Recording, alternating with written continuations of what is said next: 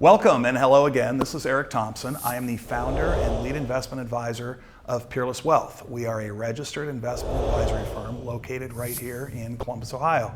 As always, thank you for tuning in. I try to put out content that applies to the majority of my clients and also others that may be listening.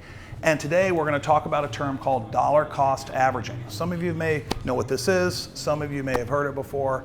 But in the investment world, what dollar cost averaging is that it's investing regular amounts of money at fixed intervals over time. And what it does is it smooths out the ups and downs of, oftentimes you're invested in stock funds or even individual stocks, and those can be volatile.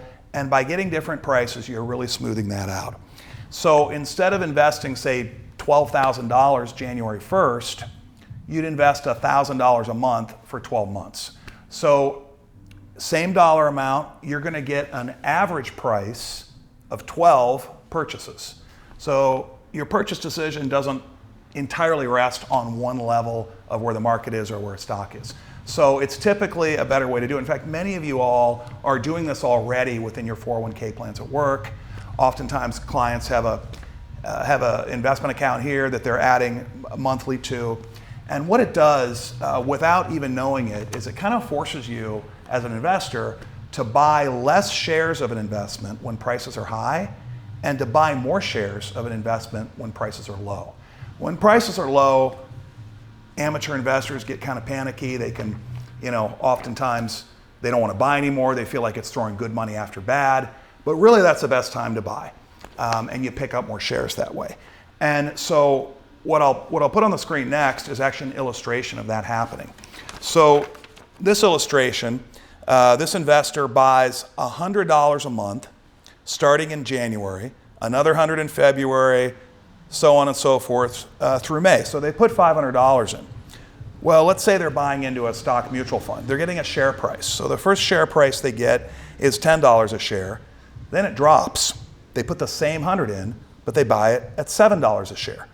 So they collected 14.3 shares instead of 10. They're buying more shares.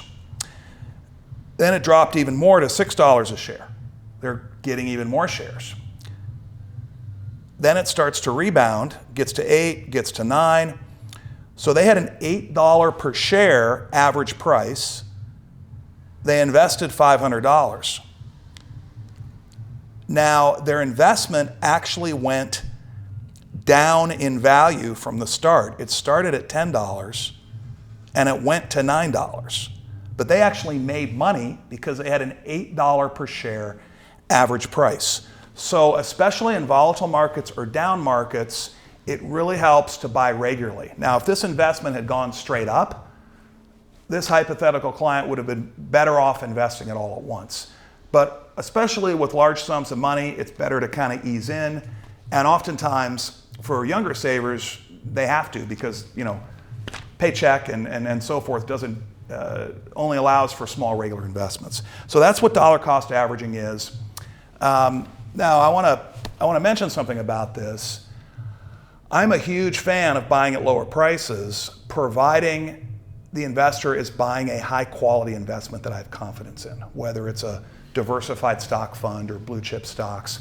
If it's something speculative that really doesn't have any fundamentals backing it and the price goes down and you're just buying more because the price goes down, it may never come back if it's speculative. So this is a strategy that really to have the most confidence with it, like to own quality.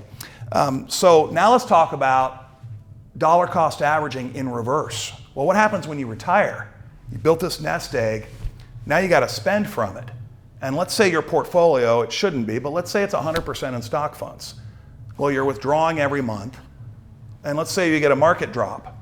Well, now to get that same paycheck every month to pay yourself, you got to sell more shares right at the worst time. So the advantages for a saver become disadvantages for the retiree, and you can have, in a worst case scenario, you can have what I call a reverse snowball effect, where you're taking more out of a shrinking pot, and in extreme cases, it can be tough to come back from. So what's the answer? Well, don't have it all in stocks. Most of my retired clients have several years worth in bonds, cash, something that doesn't go down when stocks do.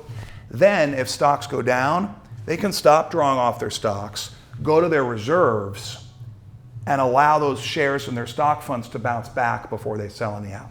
So that's the best ammunition for a retiree against the term I call reverse dollar cost averaging. But for a saver, dollar cost averaging is great, and I hope you take advantage of it. Thanks again for tuning in.